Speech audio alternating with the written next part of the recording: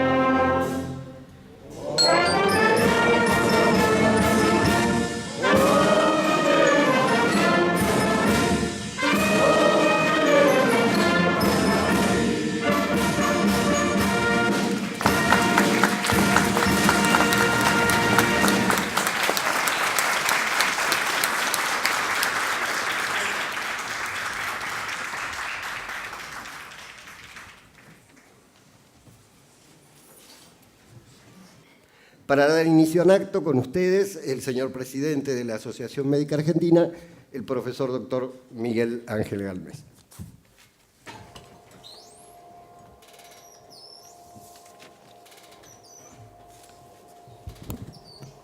Buenas tardes, señores autoridades del Estrado, autoridades del Gobierno Nacional, autoridades del Gobierno de la Ciudad de Buenos Aires, autoridades de las Fuerzas Armadas de la Nación, señores embajadores, decanos, expresidentes, autoridades de la Federación Médica de Capital, autoridades médicos municipales, invitados especiales, socios, colegas, amigos, señoras y señores.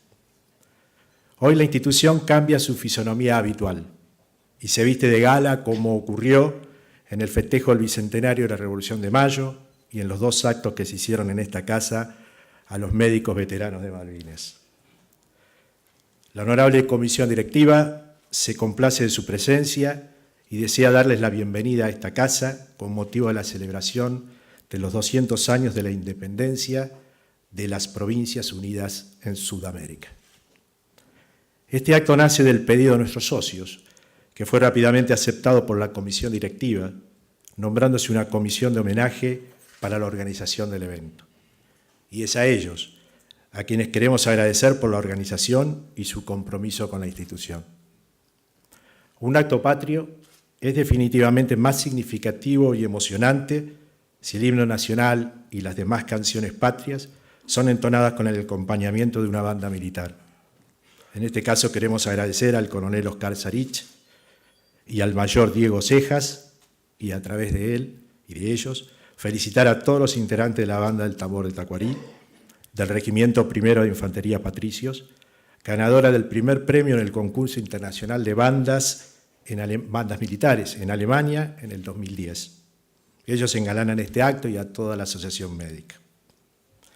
Hace 200 años, en marzo de 1816, en Tucumán, una ciudad de 4.000 habitantes y en una casa alquilada a la señora Francisco Bazán de Laguna, comenzaba una epopeya que marcaría el destino de una nación.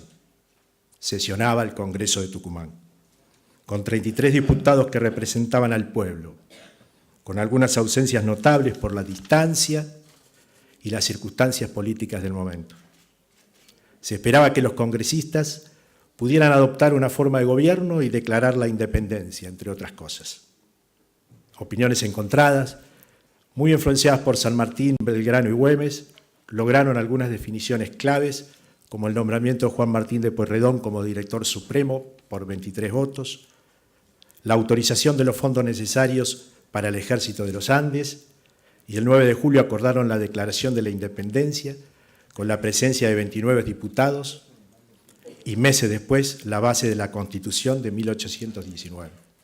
Nacía entonces la patria. Nuestra AMA cumple 125 años de historia, que se pueden consultar en los libros 50 aniversario, escrito en 1941 por Álvarez, el centenario de la Asociación Médica Argentina en 1991 por los doctores Reusi, Garris, Maino, Hurtado Hoyo. En el 2010, y coincidiendo con el Bicentenario de la Patria, se actualizó la historia en un artículo publicado en nuestra revista por Hurtado Hoyo, Falasco, Molina Ferrer y quien les habla. Los últimos años fueron actualizados, este último año también en un artículo de la revista, por Hurtado Hoyo al finalizar su presidencia. Estas publicaciones resumen la actividad y los logros de la institución en todos estos años. Esta comisión se comprometió al asumir la conducción a mantener los objetivos y principios de la institución, así como la obediencia a los estatutos que la rigen. Con este sentimiento seguimos, por lo tanto, aportando todo nuestro esfuerzo en la educación médica continua de posgrado, a través de la EGAMA, la Escuela de Graduados de AMA, en sus variedades presencial o semipresencial, o a distancia mediante la educación virtual de AMA. Nuestro comité de recertificación, conocido como CRAMA, continúa su expansión en la firma de un convenio con la Academia de Medicina y su presencia en las comisiones correspondientes que atañen a la calidad del recurso humano en el Ministerio de Salud de la Nación. Mantenemos la inscripción de los peritos médicos de acuerdo a las acordadas de la Corte Suprema de Justicia, etc. En lo referente al ejercicio profesional, participamos como colaboradores y o asesores en la política de salud del Ministerio de Salud de la Nación desde hace años, con distintos resultados, pero siempre dispuestos a participar ante los requerimientos de las autoridades. Actualmente la relación con el señor ministro y sus colaboradores es abierta, participativa y esperamos que rinda los frutos que todos anhelamos y planificamos junto al Grupo Medeos. un grupo muy importante de personalidades de todo el ámbito de la salud. Estamos trabajando en la puesta a punto de la firma digital de los médicos, junto a 2 empresas de tecnología, Unitec Blue y OneBox. Y estamos seguros que este proyecto será de mucha utilidad para el desarrollo de las políticas que lleva adelante a nivel nacional como política de Estado esta administración. Con este acto, la Honorable Comisión Directiva y la Comisión de Homenaje intentamos que la conmemoración de esta fecha patria tenga el relieve histórico, patriótico y social que se merece. Quiero finalizar con los últimos versos del poema Patria, que Borges escribió en 1966. Nadie es la patria, pero todos lo somos. Arde en mi pecho y en el vuestro incesante ese límpido fuego misterioso. Los invito a disfrutar de las conferencias de Buroni, Agüero o Hurtado Hoyos y a visitar la colección de fotos históricas del doctor César Gota, a quien agradecemos muy especialmente. Muchas gracias por acompañarnos esta tarde.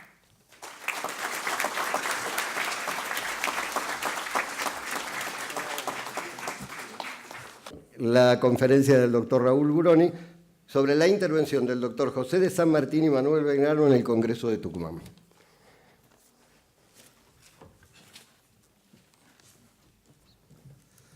Buenas tardes. Curiosa la situación institucional de nuestro país entre 1808 y 1816. ¿Qué éramos institucionalmente? ¿Una colonia? No, porque la autoridad que la sostenía jurídicamente, el rey de España, había sido destronado por los ejércitos napoleónicos. Un virreinato, tampoco, por la misma razón anterior, no había de quién depender. ¿Un país independiente? No, porque si bien habíamos designado en 1810 un gobierno constituido por nativos, no nos atrevimos a declarar la independencia.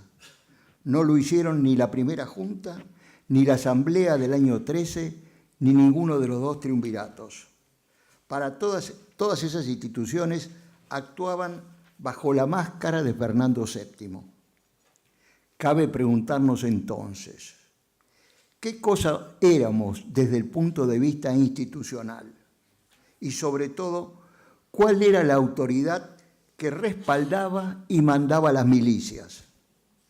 ¿En nombre de quién actuaban los generales? San Martín en San Lorenzo y Belgrano en Salta, Tucumán, Vilcapugio y Ayohuma, ¿qué autoridad respaldaba jurídicamente el empleo de las armas? Si la primera junta, los 2 triunviratos y los directores supremos actuaban bajo la máscara de Fernando VII, ¿cabía la lucha armada contra los realistas? ¿No sería verosímil considerar a aquellos generales como rebeldes o traidores? Corresponde a San Martín el mérito de haber detectado esta situación antes de emprender la campaña libertadora de Chile y Perú para atacar el corazón del poder español en el Virreinato del Perú. San Martín y Belgrano recién se conocieron en el año 1814, pero inmediatamente de tomar contacto personal surgió entre ambos una comunión de ideas que cimentó una verdadera amistad, la que tuvo efectos positivos sobre el devenir nacional. La relación entre ellos se extendió de 1814 hasta la muerte de Belgrano en 1820.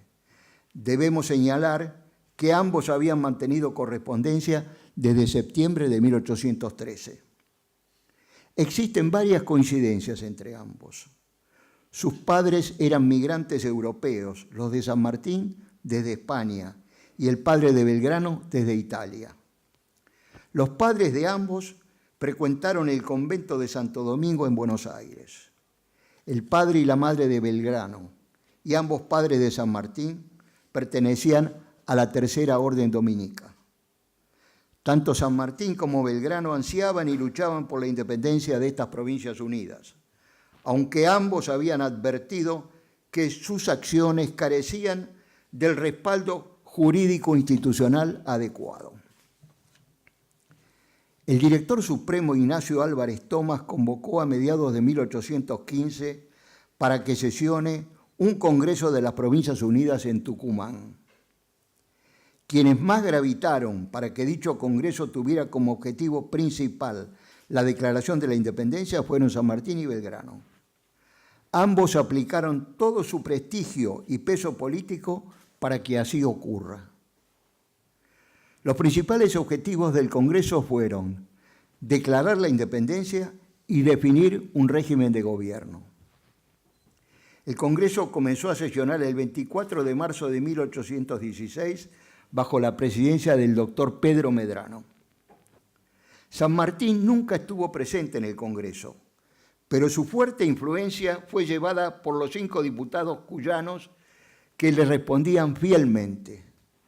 De los 33 diputados, San Martín contaba con 5 por las provincias cuyanas, 2 por Mendoza, Tomás Godoy Cruz y Juan Agustín Maza, 2 por San Juan, Francisco Narciso Laprida y Fray Justo Santa María de Oro, y 1 por San Luis, Juan Martín de Pueyrredón.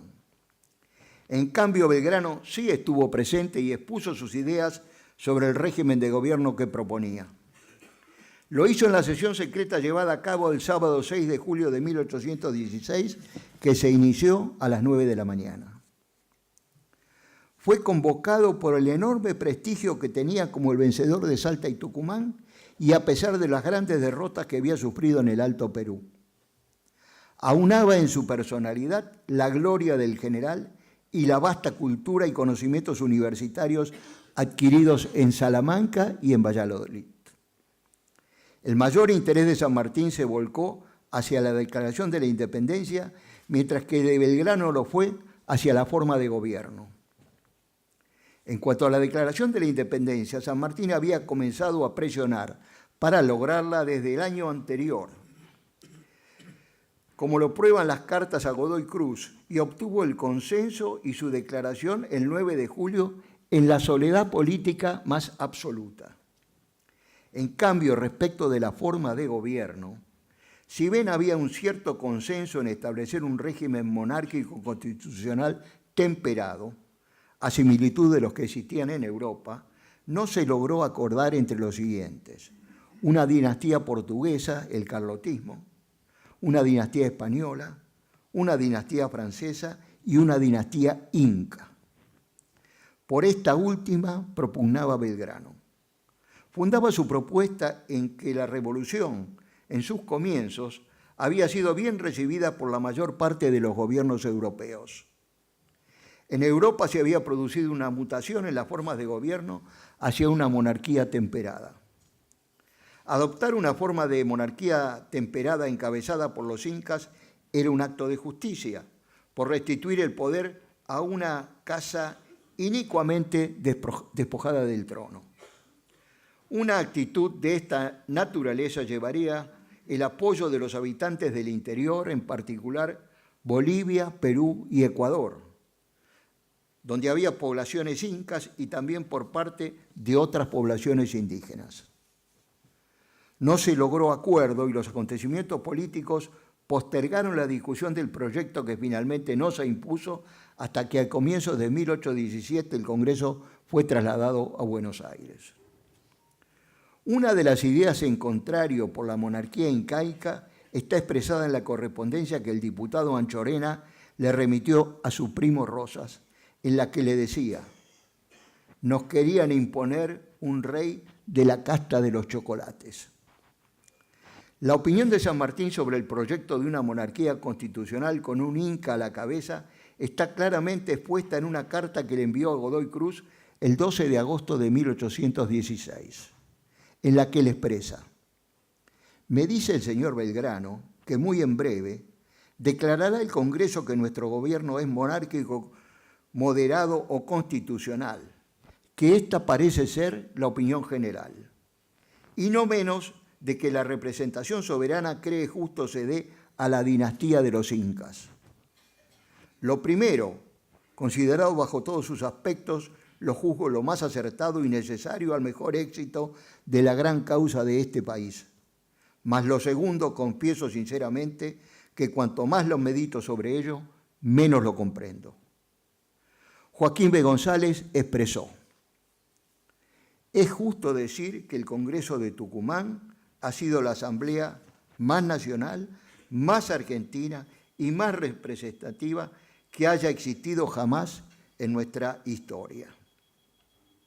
Fueron importantes todos quienes participaron de este Congreso, pero no cabe duda que los que más gravitaron sobre la toma de decisiones fueron José de San Martín y Manuel Belgrano. Muchas gracias.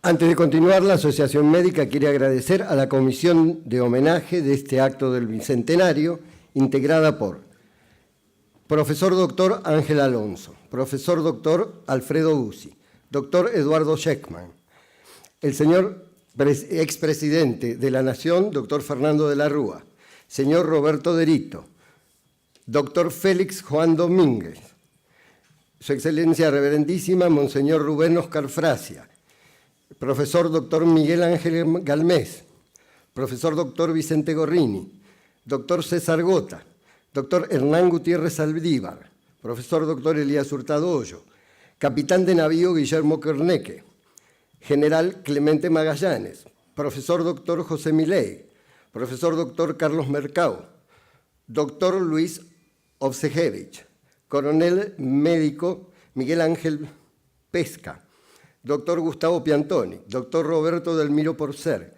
licenciado Fernando Portiglia Tade, profesor doctor Roberto Reusi, doctor Antonio Rodríguez, general de división Alfredo Rolando, general Raúl José Romero, doctor Eduardo Rousseau, doctor Juan Manuel Samberaedo, la escribana Cristina Soler, doctor Néstor Espizamiglio, señor José Antonio Vantoren, doctor Miguel Bisakis y coronel Oscar Santiago Sarich. Muchas gracias a todos ellos. Para continuar con el acto, con ustedes el profesor doctor Avero Agüero, quien disertará sobre la medicina en las Provincias Unidas del Sur en la época de la independencia.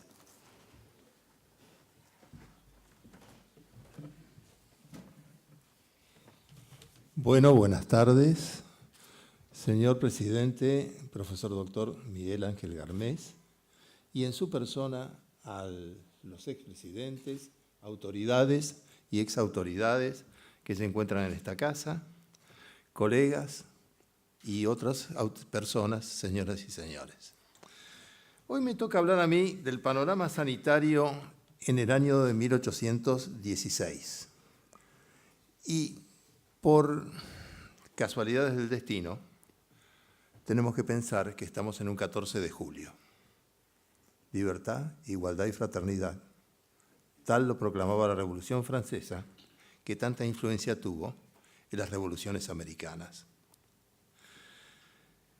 Dejando este recuerdo, vamos a pasar directamente a contar las grandezas y las miserias que había en cuanto a la organización médica en las Provincias Unidas, en un virreinato en este momento, o en unas provincias rebeldes que habían constituido un virreinato, y que realmente eran el más pobre y el más abandonado de todos los virreinatos que el Imperio Español tenía en América. El panorama sanitario vamos a comenzarlo, para empezar con algo un poquito más armado, con la provincia de Buenos Aires. Y en la provincia de Buenos Aires tendremos que decir que orgánicamente, el gobierno de las acciones médicas correspondió hasta 1780 al protomedicato del Perú, lo cual, dada la distancia, lo precario de las comunicaciones, hacía casi inútil la provisión de cualquier medida en forma oportuna. Las circunstancias de la guerra en Europa enfrentaron a Francia y España contra Inglaterra y Portugal, y se hizo necesaria la creación de un virreinato en el Río de la Plata para contener a los portugueses que habían invadido la banda oriental. Para este puesto se nombró al virrey Ceballos, que asumió en 1776 e hizo retroceder a los lusitanos hasta más allá de la frontera portuguesa. Terminada la guerra, Ceballos fue reemplazado por el progresista virrey Juan José Vértiz y Salcedo en 1778. Y en lo que la medicina se refiere, El virrey Bertis promovió un hecho fundamental, cual fue la creación del protomedicato de la ciudad de Buenos Aires.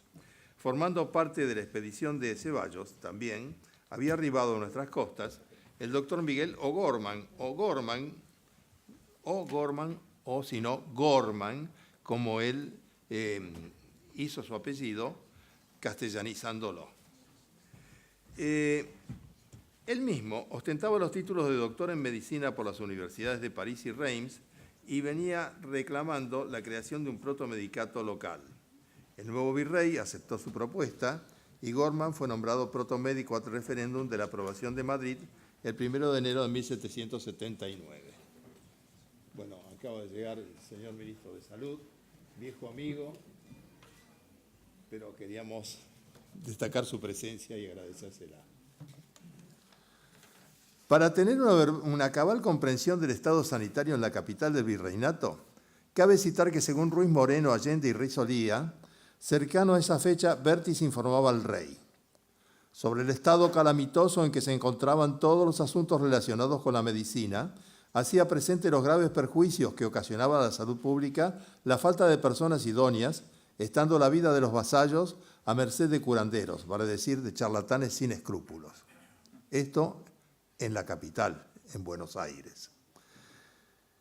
Pese a que, como la mayoría de los irlandeses, Gorman era un devoto católico, su procedencia de las Islas Británicas lo hizo muy sospechoso y demoró la aprobación real 19 años, hasta el 18 de septiembre de 1799. Desde su primer nombramiento por Bertis, Gorman se ocupó del gobierno de la salud pública en todo el territorio del virreinato y de la supervisión de médicos, cirujanos, flebotomistas y boticarios. Ya confirmado en su cargo, debió además cumplir con una función restante. Correspondía al protomédico la enseñanza de la medicina. La delicada salud de Gorman hizo que éste confiara la enseñanza de las materias clínicas en Cosme Mariano Argerich, criollo, hijo de españoles, que había recibido su título en la Universidad de Cervera en Cataluña. La enseñanza de la cirugía recayó en el cirujano español Agustín Eusebio Fabre. Así pues, la Escuela de Medicina inició su funcionamiento el 2 de marzo de 1801. En ese momento existían en Buenos Aires los hospitales de Santa Catalina o de Nuestra Señora de Betlem y el de la Residencia, así llamado por haberse erigido en la antigua casa de los expulsados jesuitas. Ambos establecimientos eran para varones y estaban regenteados por los frailes betlemitas. Más pequeño, funcionaba también un hospital de mujeres. En cuanto a la Orden de Nuestra Señora de Betlem, cabe mencionar que fue creada por Pedro Betancourt en Guatemala y se dedicaba al cuidado de los pobres y los enfermos. De la Escuela del Protomedicato egresaron 2 promociones de alumnos. La primera, sobre 15 aspirantes, egresaron 14, pues el 15º, Adeodato de Olivera, sufrió un trastorno mental al pasar por un simulacro de fusilamiento durante las invasiones inglesas. El segundo curso solo contó con 4 alumnos y tuvo variadas demoras por causa de las guerras de la independencia. Está documentado que 3 de ellos rindieron exámenes y se recibieron en 1814. Cabe destacar que los profesores y sus alumnos prestaron sus servicios médicos a ambos bandos durante las invasiones inglesas. Decaída la Escuela del Protomedicato, la Asamblea del año 13 clausuró sus cursos y decidió crear bajo la conducción de Argerich el Instituto Médico Militar para nutrir con galenos las filas de los ejércitos criollos. Además de Argerich, fueron docentes de esta escuela Francisco de Paula Rivero, Cristóbal de Montúfar, Francisco Cosme Argerich hijo, de Cosme Mariano, y Juan Antonio Fernández. De sus aulas egresaron hacia 1819 estudiantes tan destacados como Francisco de Paula de Almeida o Francisco Javier Muñiz. Para clarificar las ideas acerca de los médicos que actuaban a principios del siglo XIX en Buenos Aires, será bueno recordar que Guillermo Furlong menciona en su obra Médicos argentinos durante la dominación hispánica que en 1810 se ejercían en la provincia 8 médicos, 11 cirujanos latinistas y 9 cirujanos romancistas.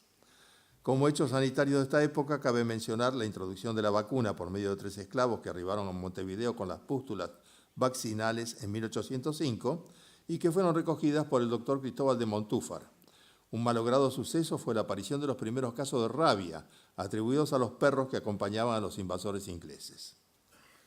Las provincias del litoral.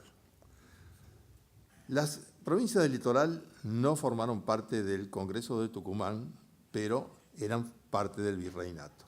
así que por eso las nombramos. Unidas a la banda oriental, Misiones, Corrientes, Entre Ríos y Santa Fe, formaban en 1816 un bloque que seguía las directivas del protector de los pueblos libres, José Gervasio de Artigas, pero sus realidades sanitarias no eran homogéneas ni tampoco sus protagonistas fueron exclusivos de una provincia.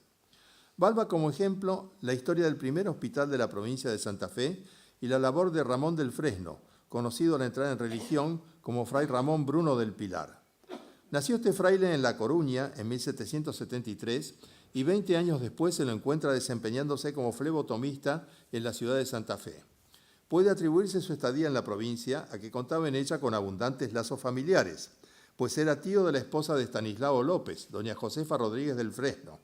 En 1794 ingresa a la Orden Betlemítica y prosigue sus actividades en Buenos Aires, actuando como enfermero en el Hospital de la Residencia. En 1814 se lo encuentra en Córdoba, prestando servicios en el Hospital San Roque, donde no encontró una buena inserción por su carácter recto y altivo. En 1817 se lo encuentra en Tucumán, ejerciendo como médico no titulado ante la falta de verdaderos galenos. Allí renunció a cobrar un fuerte premio por su labor con los soldados por compartir los ideales de la Revolución Americana. Pasó luego a Santiago del Estero para regresar a Córdoba y luego a Salta. Es posible que por los méritos demostrados la comunidad betlemita lo haya puesto al frente del Hospital San Roque de Córdoba, donde entró en conflicto con un popular fraile de la ciudad debido justamente a su carácter recto y severo. En este caso ordenó Fray Ramón que se tomara examen a su cofrade que ocupaba el cargo de boticario. El tribunal formado por los doctores Rivero y Pastor y el boticario Roca avalaron la pericia del examinado y poco después del Fresno es expulsado de la provincia junto con su compañero Cálcena Chavarría. Vueltos a Santa Fe los dos, el gobernador López le encargó del Fresno la elección del primer hospital en mayo de 1822. Disuelta por Rivadavia la Orden de Betlem, Ramón del Fresno fue guerrero en la lucha contra el Brasil y luego cirujano en la fundación de la Fortaleza La Protectora Argentina, hoy Bahía Blanca, lugar donde probablemente falleció y fue enterrado en la frontera del desierto. Además de la aventurera y sacrificada vida de del Fresno, cabe mencionar en Santa Fe la figura de Manuel Rodríguez y Sarmiento, segundo médico enviado por Gorma en 1799 y que ejerció en la provincia hasta su muerte en 1837. Su título, obtenido en España, era un diploma menor, pues era solo cirujano romancista, o sea, no había estudiado el latín. Luego de pasar por la Patagonia, se lo destinó a Santa Fe con la recomendación de iniciar la lucha contra la lepra que azotaba esa provincia. Establecido en la ciudad y casado con una pariente de del Fresno, le fue difícil asentarse profesionalmente debido a la cruda competencia de los curanderos ya famosos en la zona. Con gran esfuerzo, intentó establecer un hospital provisorio que duró pocos meses en 1794. Firmemente apoyado por Gorman, Rodríguez prosiguió con sus tareas y, pese a ser español, adhirió a la causa americana. Su labor fue amplia y fecunda, aunque los sueldos que se le debían lo pusieron siempre en una precaria situación económica. Otros nombres mencionados por Horacio Hernández para esa época fueron los de Andrés Canosa Quiñones, curandero, Bernabé Vargas, indio curandero, Felipe Reynoso, boticario, y el médico inglés Domingo Benjamín Aixen, que aparentemente ejerció de 1803 hasta 1815. Ya avanzado el siglo, arribaron Paulino Sousa, portugués, en 1812, y en 1814 Simón Tadeo Meneses. Respecto de los otros territorios litoral, es mucho menos lo que se puede decir, pues después de la expulsión en 1767 de los jesuitas, no hay muchos rastros de otros sanadores que no fueran en su mayoría curanderos. El primer médico de Entre Ríos fue entonces arribado a los fines del periodo que historiamos, el doctor Juan Améndez, que actuó de 1820 a 1826, año en que fundó en Paraná un hospital militar atendido por ese galeno. La provincia de Córdoba. Respecto de esta provincia, es de señalar que los padres betlemitas actuaban en ella desde 1762, o sea que al comenzar el siglo XIX tenían allí un buen arraigo. Acerca de los médicos que pudieran haber ejercido en esa provincia alrededor de 1800, menciona Furlong a dos médicos, el doctor Marcos Antonio Barber y el licenciado José Miguel Mármol, natural de Málaga, aunque de este último caben dudas de que fuera recibido, y se sabe que tuvo una larga actuación ocupando puestos oficiales en la Enfermería de Mujeres, el Colegio de Montserrat y en el Presidio. Tuvo también Mármol algunos negocios con los boticarios que despertaron sospechas. En contraste con el anterior, el doctor Barber fue el ejecutor de una serie de reformas para que las autoridades le hiciesen examinar a los flebotomistas, le fijasen honorarios y los obligasen a asistir gratuitamente a los pobres. Finalmente, Mármol, que también tenía una botica, terminó sancionado por el médico José Granados, teniente de protomédico de Córdoba, designado por Gorman como su delegado oficial. Otros practicantes del arte de curar en esos años fueron Guillermo Aymar y Martín Pavón, que al no presentar sus diplomas debieron rendir y aprobar un examen dispuesto por Gorman. El sevillano Pavón, antes de arribar a Córdoba, fue cirujano de la Armada Real y proveniente de Montevideo se lo envió a un destino en la Patagonia y luego a las Islas Malvinas, hasta que, como dice Furlong, enterado de que faltaban médicos en Córdoba, decidió radicarse allí. Recuerda Garzón Maceda que ya existía también en Córdoba un prestigioso médico con el título de médico de la ciudad, que era el doctor Agustín Ametler. Sin embargo, la necesidad hizo que ante la escasez de médicos prosperaran los curanderos, cuya lista encabezaba el franciscano Luis Pacheco, del cual Garzón Maceda hace el elogio de su caridad y saber, y la maldad de las hojas, que fue expresamente defendido por el propio cabildo de la ciudad y por el gobernador Sobremonte. Finalmente se le permitió al fraile atender a enfermos y administrar una botica, por lo cual en 1810 seguían sus labores curativas. Hubo sí charlatanes como el mulato riocuartense Roque Lamar o Mariano Pereira y Marcelina Bustos. El nuevo siglo XIX, más exactamente el año de 1804, ve instalarse en Córdoba un competente profesional, Jerónimo Ametler, que se desempeñó como teniente de protomédico y de quien Furlong supone pudiera ser hijo de Agustín Ametler, y ejerció la medicina en Córdoba hasta su muerte en 1854. Cabe también recordar el paso por Córdoba de Francisco de Paula Rivero, médico español nacionalizado en las Provincias Unidas y que sería cirujano mayor en la guerra con el Brasil y académico de medicina, entre otros logros. En 1815, mientras se dirigía a incorporarse al ejército del norte, sufrió una muy mala caída de su caballo, que le dejó una luxación en la muñeca y una pertinacia hemoptisis. Permaneció en Córdoba para reponerse y fue nombrado médico de la ciudad hasta su retorno a Buenos Aires en 1820. Tuvo en Córdoba entre sus pacientes al general Belgrano. En referencia al Hospital de San Roque, existente en esa época en Córdoba, el mismo fue fundado en 1768 y regenteado por los betlemitas con 30 camas de capacidad en 1813. Había también una enfermería para mujeres con 8 camas y el Colegio de Montserrat tenía una internación propia con 16 camas.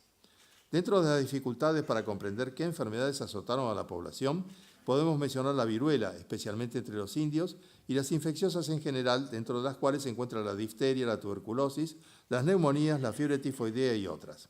En cuanto a la terapéutica, Aznares cita la concurrencia de medicaciones comunes de origen hispánico, sinapismos, cantáridas, sangrías, piedra infernal, ruibarbo, opio, hilas, junto a otras de origen americano recopiladas en el tiempo de los padres jesuitas, más las derivadas de supersticiones y creencias populares. La región de Cuyo. Muy poco se puede decir de la medicina de los primeros años de 1800 en Cuyo, donde la escasez de médicos fue crónicamente notoria.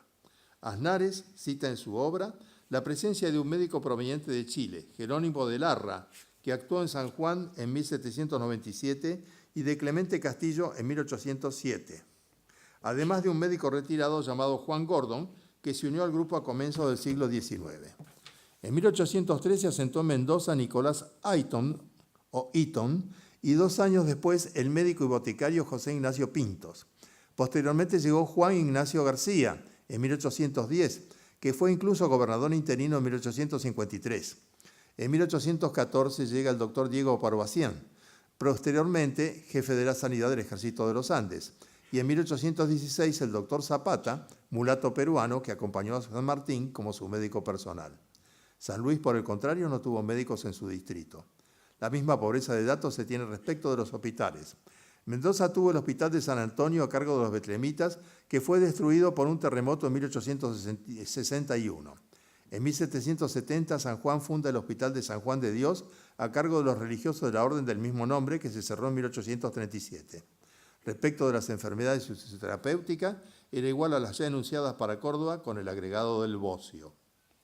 El noroeste.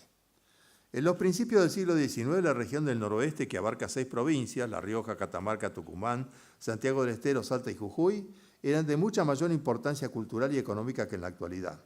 Comenzando por la madre de las ciudades, es decir, por Santiago del Estero, se puede apreciar que la lista de médicos que sirvieron es variada en cuanto a su origen y nacionalidades. Ciñéndonos al periodo cercano a 1816, se puede encontrar en Santiago que en 1805 llegó a la provincia el doctor Ricardo Martín Milne, un afamado médico escocés que iba de tránsito a Salta. En la misma fecha se sienta en la ciudad el práctico en medicina Cipriano José González. Al año siguiente pasa por la provincia el norteamericano José Redhead, en tránsito hacia Salta. En 1819 se instaló el inglés Dr. Guillermo Lewis, que venía de prestar servicios en el Ejército Auxiliar del Norte, el cual fue nombrado médico de la ciudad por medio de un documento citado por Vicente Odo, que hace ver las necesidades por las que pasaba la población. Dice el mismo que el nombramiento se justifica por el miserable estado en que se halla el pueblo, sin tener a quién ocurrir ni en los casos más apurados de un violento ataque. En cuanto a la existencia o no de un hospital, hay coincidencia entre los investigadores acerca de la precariedad del mismo. Furlong cita la afirmación de José Luis Molinari acerca de que en Santiago existía un hospital a principios del siglo XVIII. Odo menciona que el mismo fue fundado en el siglo XVI, poco después de haberse erigido la ciudad, por lo cual sería la primera institución de su tipo en nuestra patria, aunque no había médico que lo atendiera. No debe haber prosperado el hospital, pues el mismo Odo menciona que en 1810 ya no existía. El actual territorio de Tucumán contó con la presencia del doctor Redhead, autorizado a ejercer en 1805 hasta que luego acompañó a los ejércitos patrios, siendo el médico personal del general Belgrano. Baltasar Tejerina o Teixeira parece haber actuado asimismo en Jujuy y Manuel Bedía fue nombrado en 1821 médico de la ciudad en reemplazo de Tejerina y fue unos años después nombrado gobernador interino. Con las tropas del Ejército del Norte arribaron los médicos Pedro Montoya, Carrasco Castellanos y Millán, que prestaron ayuda en el tiempo en que las guarniciones estuvieron en la provincia. No he encontrado registro de la existencia de hospitales en la década de 1810 a 1820. En Catamarca, las noticias acerca de la probable actuación de médicos en la provincia hasta los comienzos del siglo XIX son escasas o aún nulas.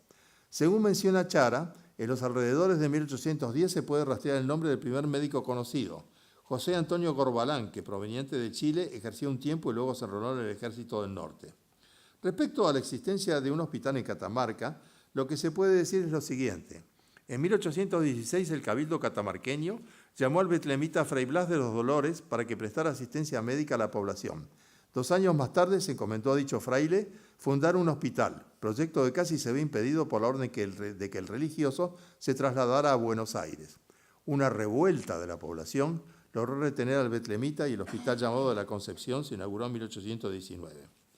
En Jujuy es notable la presencia de 2 profesionales del arte de curar, que fueron el escocés Roberto Martín Milne y el boticario holandés José María Todd, quienes en realidad se instalaron en Salta, pero luego con el tiempo abrieron una sucursal de la botica en Jujuy, la que luego fue obsequiada al general Balcarce para que se usara como farmacia para el ejército en marcha del Alto Perú.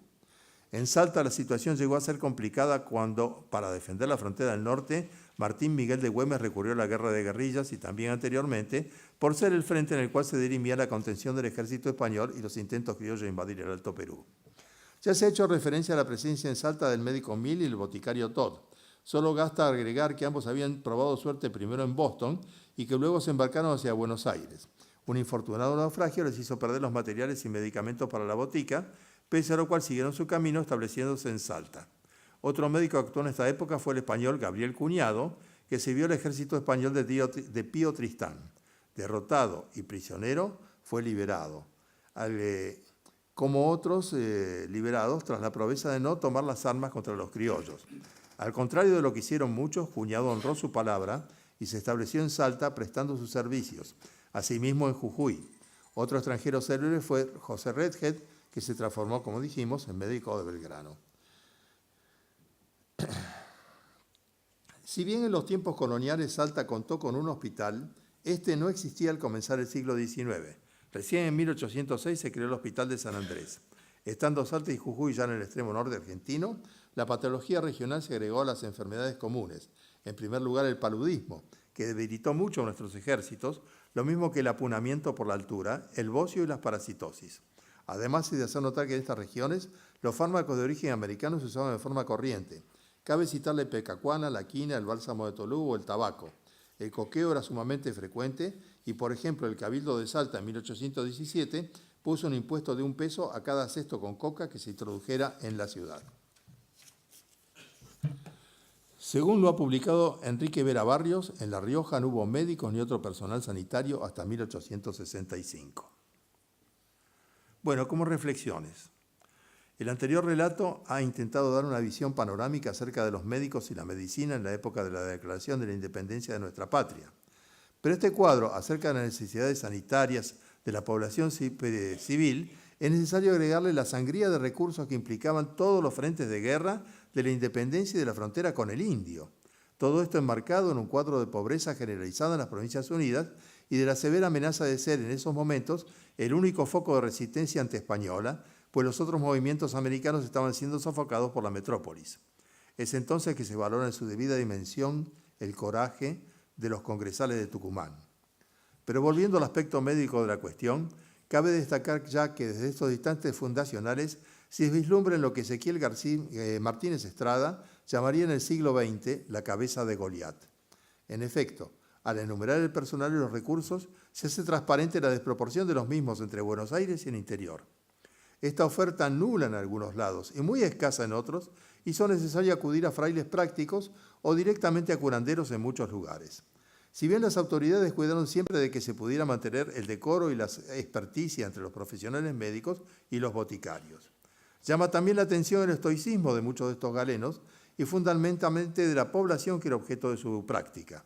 Sirvan como, por ejemplo, la donación del boticario Todd, un extranjero que regala su botica jujeña para proveer al Ejército del Norte, o el cariño con que el pueblo de Catamarca defendió la permanencia entre ellos del práctico en medicina Fray Blas de los Dolores. En resumen, si la historia es también una ciencia moral, sirve el denominado ejemplo de nuestros antepasados para renovar en nosotros el amor en la patria. Muchas gracias.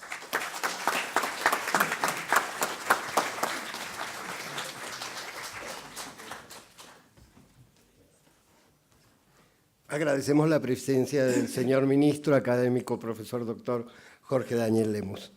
La próxima charla va a contar con una proyección audiovisual, así que no sé si quienes están en el estrado prefieren, si no la van a disfrutar posiblemente. Yo quiero agradecerle primero que nada la presencia al expresidente de la Nación, al amigo Fernando de la Rúa. Gracias por venir. Por supuesto, al señor ministro, que más que ministro es una de las figuras más importantes que tiene la Asociación Médica Argentina, por lo menos en esta época, así que gracias, Jorge Daniel, de venir. Por supuesto, al doctor, se me fue, Héctor Sauré, miembro también de la Academia de Historia, que tanto ha apoyado como asesor letrado en su momento dado la Asociación Médica Argentina en otras épocas. Bueno, el señor a mí siempre me ayuda, Héctor también, Lombardo, Gilardi, todos los que están por acá, amigos. Y a los que nos nombren, todos presentes, pero con mucho cariño les agradecemos la presencia. Pero como decía recién, el señor me ayuda, y a la AMA también, el doctor Alfredo Vital, el Grupo de La Plata, nos ha traído al doctor Leopoldo Jorge Emilio Husay, sobrino, nieto de Bernardo Husay. Pero la curiosidad es que es descendiente directo, eso va para los historiadores, de Mariano Boele, que fue el vicepresidente del Congreso de Tucumán el 9 de julio de 1816, Boele, y presidente al año siguiente del Congreso de Tucumán. Nos reunimos, ya invitados por la presidenta y la comisión directiva, Guroni, Agüero, Abel y nosotros, para resolver cómo se charlábamos. Bueno, de ellos dos historiadores rígidos y con prestigio nacional e internacional, eligieron rápidamente el tema. Yo quería hablar de algo muy especial que a veces Fernando me ha criticado, que son las migraciones en el país. Claro, ¿cómo relacionábamos las migraciones y este acto? Bueno, la generosidad de ellos es realmente muy grande y tomamos el tema. Y esta imagen que ustedes ven acá a la derecha, a la media hora que nos habíamos reunido, me la mandó Abel Agüero. Es una lápida allá, por supuesto, de ese artista italiano César Ferro, allá en Peria, Liguria, cerca de Génova, Italia. Ustedes lo ven a Belgrano y su bandera. Acaban de señalar a ustedes que el padre de Belgrano, don Domenico, era italiano. En el cementerio figura Manuel Belgrano con la bandera argentina, porque lo consideraban un héroe ítalo-argentino. Eso era la imagen de Belgrano. A la izquierda pusimos, para compensar también, la casa de familia de San Martín, que ya estos son españoles. Y lo curioso es que Belgrano, cuando vino a la Argentina, también se hizo hispánico del Virreinato de Río de la Plata. Así que el origen, como ustedes ven, es de la patria, está basado en todas las migraciones que se han hecho. Los presidentes de la Asociación Médica Argentina, he sido en el 45, el doctor Galmel 46. Acá están todos, no los vamos a nombrar, pero yo voy a nombrar, somos 6 los inmigrantes, pero voy a hablar de los 5 que nacieron en el siglo XIX.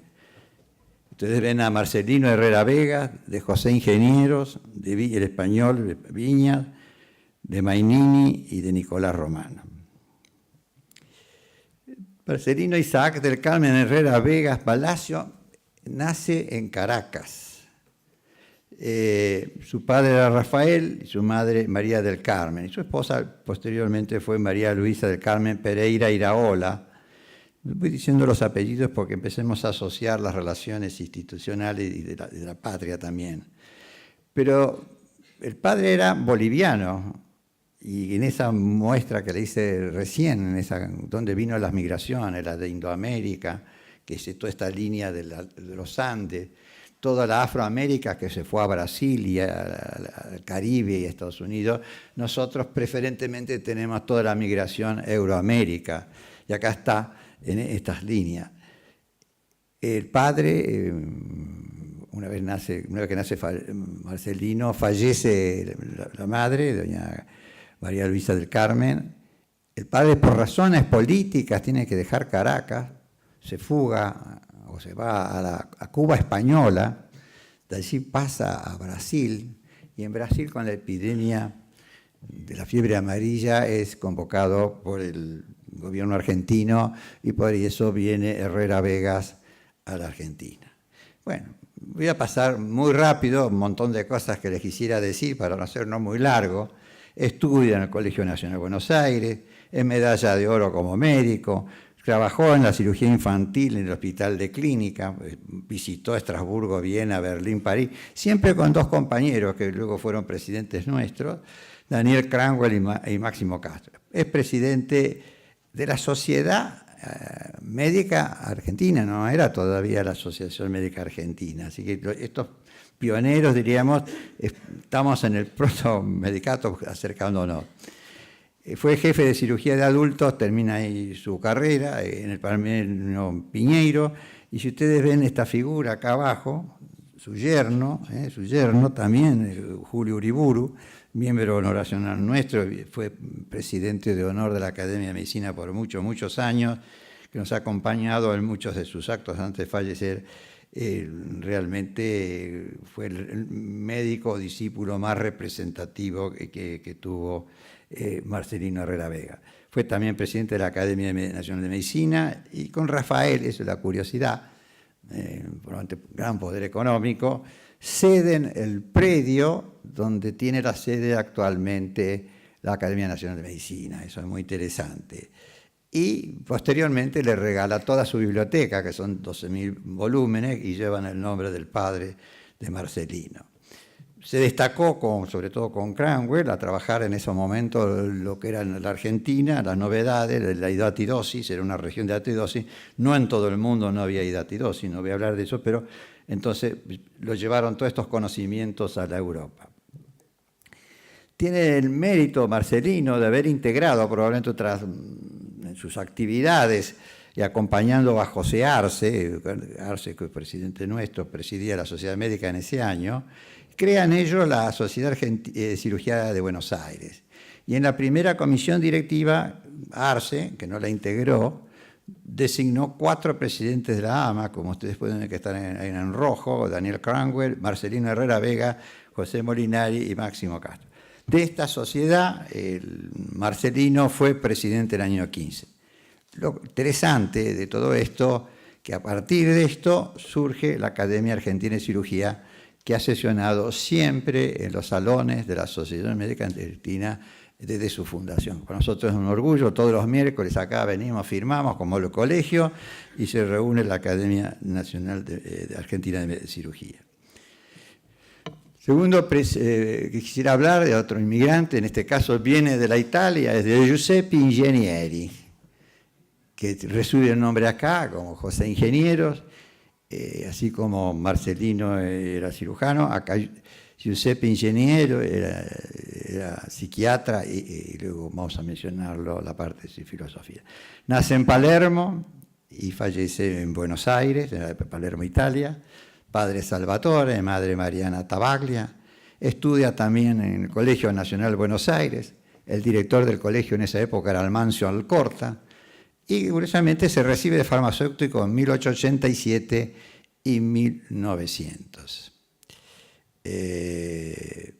La tesis de doctorado fue la simulación de la lucha por la vida. Se dedicó a la psiquiatría. Su gran maestro fue Ramos Mejía. Sus compañeros, sus condiscípulos, que hay que recordarlo, uno fue Lucio Vicente López y Luis Agote. Lucio Vicente López era el nieto de Vicente López y Planes, que tiene relacionado con el himno nacional, el creador de ello, y Luis Agote, acuérdense que hizo la primera transfusión en el mundo, eran los compañeros de José Ingeniero. En la cátedra de él, que en el Hospital San Roque, que después recibiría el nombre de Ramos Mejía, es donde actuó preferentemente. Pero también estuvo muy mezclado en la cátedra de Psicología Experimental y Filosofía, él había estudiado también en París, y fue designado profesor de Medicina Legal y en Medicina. Y en esa época fundó la Sociedad de Psicología. Es designado, como se van viendo ya las relaciones de ellos, presidente de la Sociedad Médica Argentina 1909-1910. Pero volvamos un poquito para atrás de José Ingeniero. Y era parte, era psicólogo, sociólogo, criminólogo y escritor. Evidentemente el padre de Ingeniero influenció muchísimo en José. Era un periodista siciliano revolucionario ligado a la Primera Internacional. Como periodista publicaba libros, trabajos, y él invitaba, lo obligaba probablemente a José a ayudarlo en las traducciones en inglés y francés. Vean la riqueza, siendo muy chico, haciendo traducciones de inglés y francés acompañando al padre. Ingresa en la Facultad de Medicina,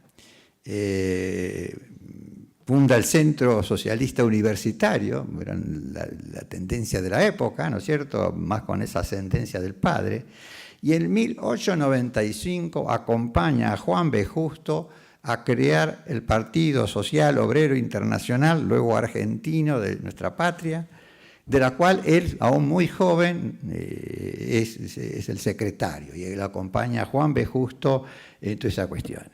Bueno, no se puede hablar de ninguno de estos miembros que estoy nombrando, porque me voy a perder por lo que han hecho y han trabajado. Quiero mencionar que con Leopoldo Lugones, por ejemplo, ahí tenemos la foto de Lugones, arriba tenemos la de Juan B. Justo, manejó el diario La Montaña. Fue uno de los mentores de la reforma universitaria. Después vamos a ver Mainini también, por lo más joven estaba en esa época. En nuestros consocios ya fallecidos, ¿se acuerdan de Marco Merós? También venía de la Córdoba y pertenecía a la época de la reforma universitaria. Tal es así que el impulso tal es designado vicedecano de la Facultad de Filosofía y Letras. Muy interesante. Y toda la juventud en que él acompañaba en sus manifestaciones y compromiso, lo designan maestro de la juventud de América Latina. Los libros bueno, la simulación a la lucha por la vida, criminología, histeria y sugestión. La simulación de la locura, un poco criticando a Roque Sáenz Peña, este fue el origen, perdón, ese no era el libro, la simulación de la locura, perdón. Recibió el premio de la Academia de Medicina, el de la crítica sobre Roque Sáenz Peña, es el libro que les puse abajo, El hombre mediocre, es la verdadera crítica a Roque Sáenz Peña. Tengo que mencionar a un amigo y compañero de todos, que están acá muchos acompañándonos del Rotary Club, nuestro amigo Víctor Mazú, que muchas veces venía acá a estas sesiones también. La última conferencia que nos dio Víctor en el Centro Naval se refirió a los 4 filósofos más importantes de la República Argentina. Víctor Mazú falleció hace muy poco. Bueno, a uno que nombró como los líderes de la filosofía argentina fue a José Ingeniero, con lo cual sentimos todos muy, muy, muy congratulados. Teníamos una imagen de médico, pero no teníamos la imagen, cómo lo reconocían sus pares en el mundo de la filosofía. Recuerden que Víctor Mazú es el maestro de Santiago Coblado, que es nuestro filósofo actual más representativo. El tercero es español, nace en España y falleció en Buenos Aires, fue médico de la UBA. Él escribió también su tesis de la herencia de la tuberculosis. Y bueno, su maestro era Telemaco Susini. Los médicos saben quién era Telemaco Susini, es uno de los grandes patólogos también. Pertenecía al movimiento de la reforma universitaria, en algunas cosas muy polémicas, pero bueno, todos hemos sido polémicos en algún momento de la vida. Y él se dedicaba, aparte de la cirugía general, a la bacteriología, a la anatomía patológica. Telemaco Susini era patólogo como base de él. Y él fue el que describió, desde el punto de vista bacteriológico, que en las periquísticas de los quistes hidatídicos, aunque trabajaron los otros presidentes, podían encontrarse gérmenes. Y ahí cambió un poco las conductas en el quiste hidatídico que tanto comprometía al país. Trabajó mucho en el Hospital Pirovano y un poco como profesional asistencial, termina como profesor titular de la 4ª Cátedra de Clínica Quirúrgica. Le ganó a José Arce, que miren, no es nada que decir, así que vean la representación de este hispano-argentino, y terminó luego en el Hospital San Roque y después ahí comenzó la cátedra, ¿no es cierto? Y después se la llevó a nuestro querido Hospital Durán, donde terminó su trabajo. Discípulos más representativos, Rodolfo Rivarola y también Manuel Ruiz Moreno, un cirujano con tendencia a cirugía de tipo más infantil, ¿no es cierto? Ahí los lugares de abajo donde trabajó, bueno, por atrás, por adelante. Pero ¿qué hizo Marcelo Viñas? Para que hoy lo tengamos que agradecer. Bueno, él, una de las cosas que logró fue que por asamblea extraordinaria del 13 de agosto del 13, se cambia el nombre de Sociedad Médica Argentina a la de la Asociación Médico Argentina. Eso es un gesto muy, muy importante. El segundo, que bueno, debe ser con la mentalidad de inmigrante, pensó en tener una sede. Entonces conformó con Marcelino Herrera Vega y Julio Méndez una comisión pro edificio. Y en muy pocos años, ustedes ven abajo, ahí tienen la AMA primitiva, que era planta baja y primer piso, y por supuesto subsuelo. Vean la vereda Avenida Santa Fe ancha, todavía Santa Fe estaban ahí todavía con este tipo de veredas, y consiguieron que el gobierno nacional les cediese el predio, lo que ellos llamaban en la periferia de Buenos Aires, se lo cedieron por 50 años. Coincidió que un presidente argentino médico, que era miembro honorario de la Asociación Médica Argentina, don Arturo Ilía, cediese definitivamente el premio al AMA. Por eso estamos acá, está reunidos, y realmente, bueno, lo acompañaban en la foto Geravide, Nicolás Romano, Mariano Casté, Egidio Macei, etc. Y por eso nosotros tenemos este predio tan bonito, y esa casa que ustedes ven la hicieron muy rápidamente. Todo con plata de los médicos, por supuesto, ese era el convenio. Del tercero que me quiero referir, italiano también representativo de la medicina interna y tisiólogo, que nació allá en Milán. Revalidó el título de bachiller pero en el Colegio Nacional, pero de La Plata, no en Buenos Aires. Se graduó en Buenos Aires como médico, con diploma de honor y con el premio Facultad. Así que vean la presencia de estas personalidades que estamos mencionando. Pasantías. En París con Fernand Vidal y en Pavia con Forlanini. Vidal era uno de los bacteriólogos más importantes de la época, de la trascendencia internacional, y Forlanini es el que creó el neumotórax espontáneo, es decir, generar un neumotórax, no tenían, le inyectaban aire, en vez de sacarle el aire, le inyectaban el aire para controlar la tuberculosis pulmonar, porque no tenían otro tipo de terapéutica, mandarlos a la montaña, como se decía, allá a Córdoba, o hacerle el neumotórax. Y Mainini hace un neumotórax, un aparato de neumotórax portátil, transportable, y esto fue una de sus cuestiones más representativas. Se formó en el Hospital de Clínica, con una figura también con el doctor Ignacio Allende. Curiosamente, de medicina interna tisiólogo, gana la jefatura del laboratorio central del Hospital de Clínica. Vean cómo se mezclaban las especialidades. Un poco se hacía de todo, pienso yo, como nos tocó hasta la década del 60 y 70. En el 34 preside en esta casa la Sociedad Argentina de Tisiología y es designado en el 35 profesor extraordinario de clínica médica, cursando sus actividades en el Hospital Álvarez y en el Hospital Alvear. Vean la importancia, también por su actividad en la clínica está a la izquierda. Pero Mainini también tenía actividades culturales y otros tipos de ambiciones personales, desde el punto de vista cultural me refiero.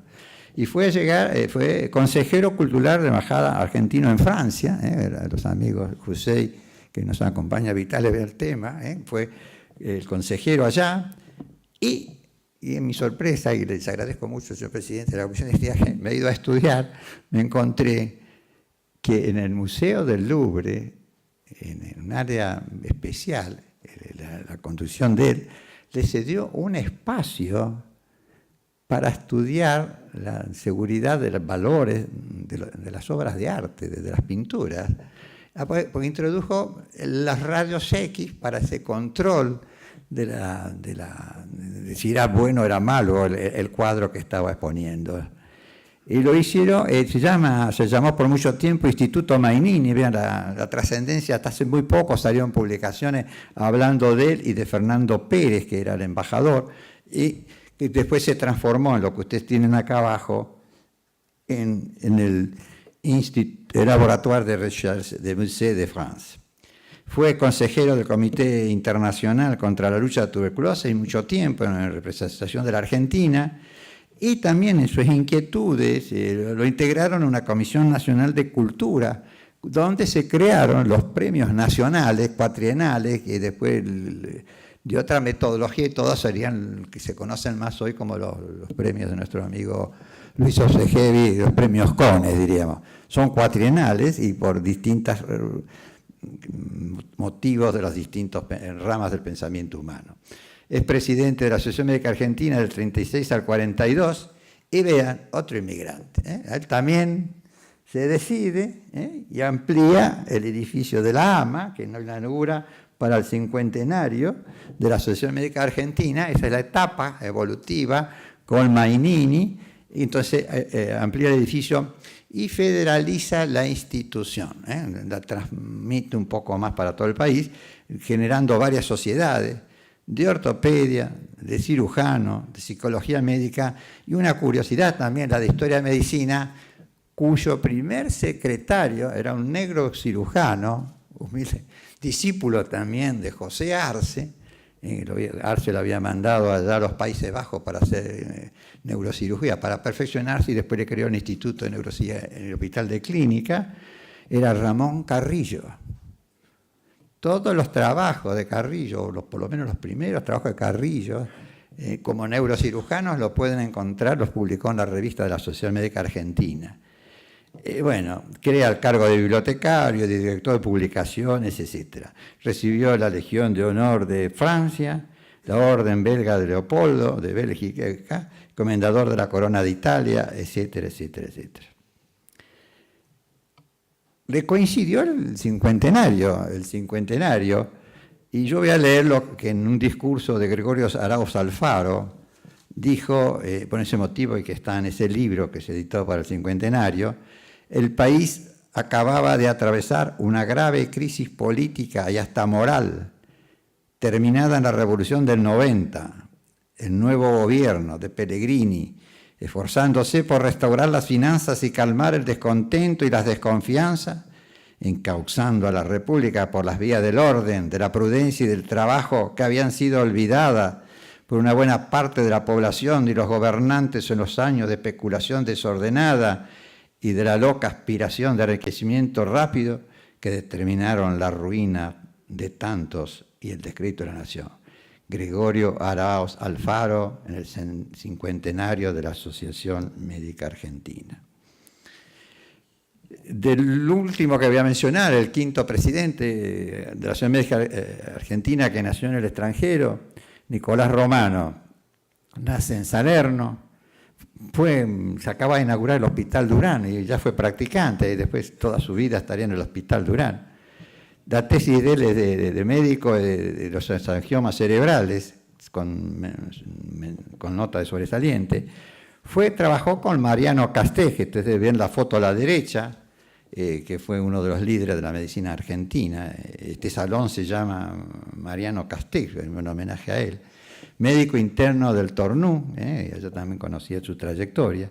Jefe del Hospital Durán, primer profesor titular de la segunda cátedra de la Universidad de La Plata, profesor titular de Clínica Médica en Buenos Aires, director del Hospital Durán, y después lo incorporaron a la Academia de Medicina.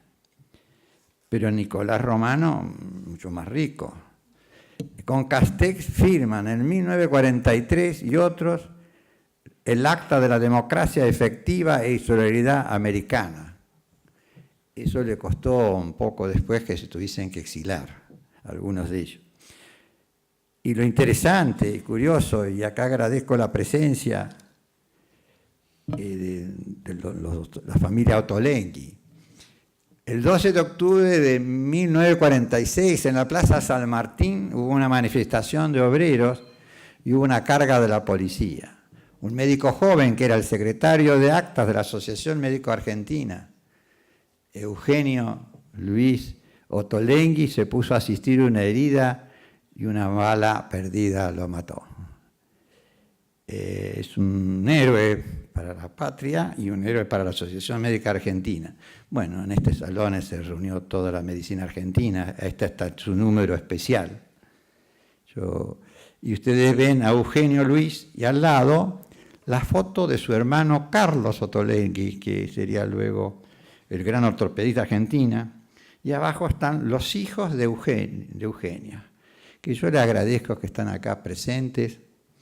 Juan Carlos, nuestro amigo, ya más crecido, ahí está la foto de él, que es abogado, de Eugenio Luis, que es arquitecto, y de Eduardo Martín, que es médico ortopedista.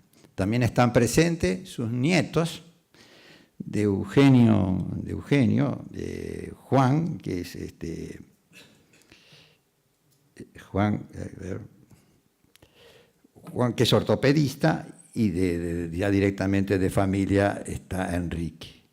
Gracias a ustedes por su presencia, a acompañarnos en este acto de homenaje a Eugenio Ottolenghi. Y estamos cumpliendo los 70 años de ese asesinato en la Plaza San Martín. Dentro de lo que hizo este hombre, Romano, Nicolás Romano, le tocó la guerra mundial, hizo una colecta para los médicos franceses, fue remitida. Rápidamente Francia le contestó y mandó una misión cultural francesa, presidida por Pasteur, Valor y Radot, y se creó la Asociación Médica Franco-Argentina. Abajo a la derecha lo ven a nuestro expresidente Luis González Montaner y Jacques Rochemort, que la reactivaron y le dado una vida muy importante para nuestra institución, nuestras relaciones con Francia. Muy agradecido a todos ellos. Mainini, Romano, paralelamente oficializó las siglas de la AMA en la Dirección de Patentes y Marcas. Parece una cosa menor, pero en los conflictos de las siglas, muchos han tenido interés en la sigla AMA y que la hemos podido defender. Y como curiosidad también política, presidió una convención radical nacional. Ese don Nicolás Romano, radical. Esto, mira, tuvimos a ingeniero Romano, vea que esta institución ha sido ese refugio para los grandes pensadores. Por supuesto, el Hospital Durán no podía ser menos, y uno de sus pabellones lleva el nombre de Pabellón Romano. Yo les voy a leer lo que se decía de Nicolás Romano. Voy a comenzar con abajo, con el amigo Alberto Lorenz, cirujano del británico, que dijo así: el hecho de transcurrir ambos periodos durante el desarrollo de la Segunda Guerra Mundial y con cambios fundamentales en nuestro país, demandó que toda la comisión directiva actuara con mucha prudencia y habilidad para lograr que pudiera continuar su actividad en forma independiente y sin intervención gubernamental. Reusi, que está a la derecha, el presidente del Centenario, me pidió que dijese, fue uno de mis invitados, Loren, para escribir en esa edición especial del Centenario de la Asociación Médica Argentina. Pero ya habían escrito por los 80 años de Romano, había escrito otro presidente de la asociación, Capdurat, y dice, para completar lo que decía Loren, aunque está en las épocas traslocadas, lo lograron a fuerza de una gran prudencia, tenacidad, entereza e insobornabilidad, en legítima defensa del patrimonio moral e intelectual de la entidad, haciendo de ella un baluarte inexpugnable. Fue una de las pocas instituciones que no sufrieron el avasallamiento, convirtiéndose en una ínsula de calma y tranquilidad dentro de un país convulsionado permanentemente por aciagos acontecimientos. Bueno, eso motivó que tuviese que primero separado de sus funciones y después se tuvo que exilar. Regresa en 1955, después de la Revolución Libertadora, y se instala y le devuelven todos los cargos, es designado director honorario de la Asociación del Hospital Durán. Ahí lo conocí, yo ya transitaba ya al hospital, años después falleció allá en el 77. Pero siguió trabajando en la AMA, y acá vuelvo a los Ottolenghi, siendo presidente Carlos Ottolenghi, el gran ortopedista, como dije, Nicolás Romano, con él y los otros nombres que no los voy a mencionar, hacen una convocatoria federal, es decir, todo el país médico representativo, ustedes ven ahí, por lo menos la mayoría, y en este salón se cambia la metodología de educación para los profesionales médicos, y se crea y se impone la metodología de las resistencias médicas, que después son hospitalarias. Odié la primera comisión, que era Gian Antonio, Mendizábal, Manrique, es decir, Firmate, bueno, para no hacerlo larga la exposición, pero como estos nombres son muy representativos, la primera comisión, eran jóvenes, los que yo mencioné recién, ex residentes generalmente de Estados Unidos o de la Europa, entonces les dieron a ellos esta función de hacer la coordinación. Hablé de los 5 presidentes y yo soy ya en las 2 últimas imágenes y poco, ¿qué es la AMA? Con todo lo que ustedes han escuchado, y hablé de 5 nada más presidentes, ¿qué es la AMA? Bueno, el objetivo, primero Sociedad Médica Argentina y segundo Asociación Médica Argentina, como ustedes ven, ahí están las fechas. Se creó en 1891 con el objetivo único de educación de posgrado para el equipo de salud. Nada. Pero tuvo de inicio 3 principios. La igualdad de sexo. Cecilia Gregoso, primera médica del país, fue fundadora de la Asociación Médica Argentina. Libertad de razas y crédito. Acá estamos en una convención ecuménica, están los israelitas, los mahometanos, creo que había un chino, esto lo hicimos en el 99. Y a la derecha, para ver la importancia, cuando asumimos la presidencia, esa independencia política, lo cual no implica que estén acá y sean partícipes, dialoguemos.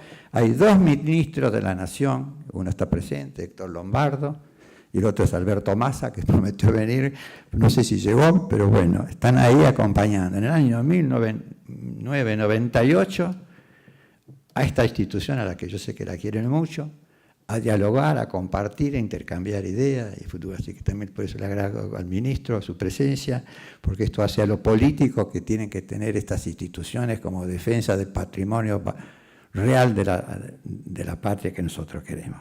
Todo se basa en la institución, como ustedes pueden ver ahí abajo a la derecha, en los códigos de ética, etcétera, pero en defensa franca de los derechos humanos que condujese don Eleanor Roosevelt y dictase la ONU en 1948.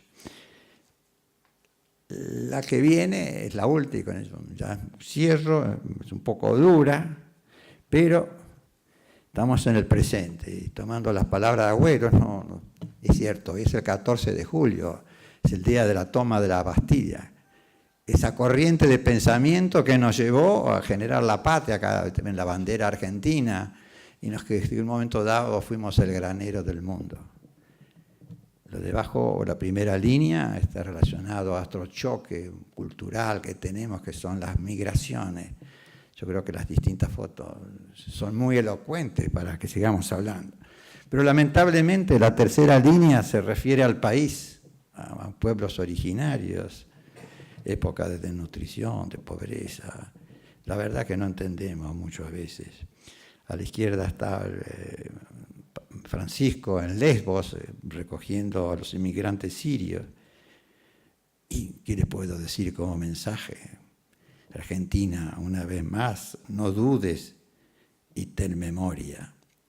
El cuadro que está a la derecha es de un pintor muy joven, que yo admiro, José Antonio Van Toren, en el cual está representando esos temor permanente de los pueblos que son las guerras. Y es una imagen, su pintura de Malvinas, escondida y acechando la guerra. Señores, ha sido un gran placer compartir ustedes qué fueron los presidentes de la Asociación Médica Argentina.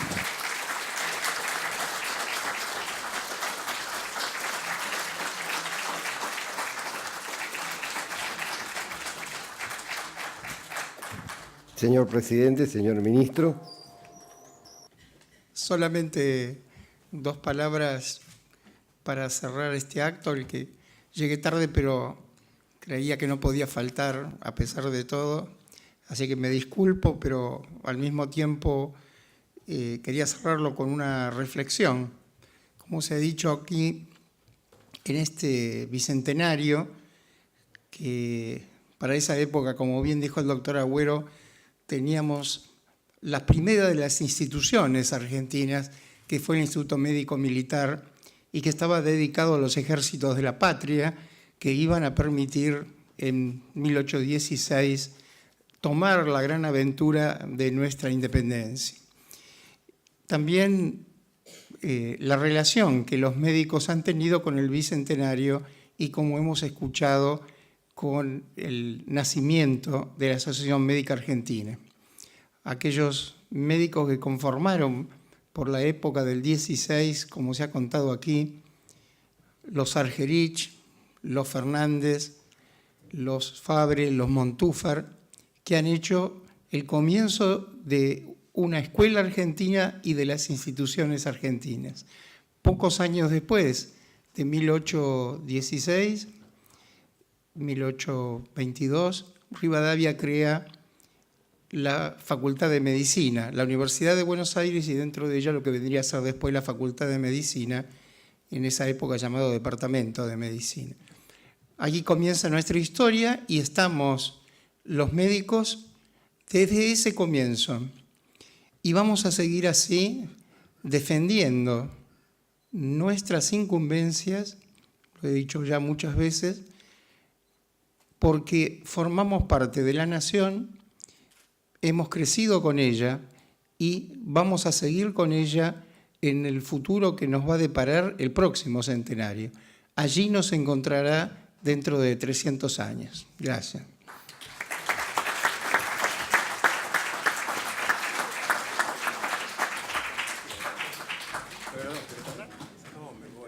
Me voy, quiero disculpar de felicito. Ministro.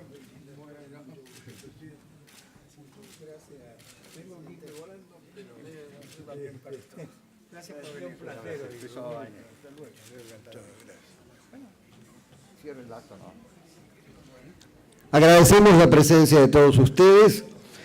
Les recordamos que abajo hay una exposición fotográfica, una colección de fotos históricas del doctor César Gota. Y nada más, muy buenas noches.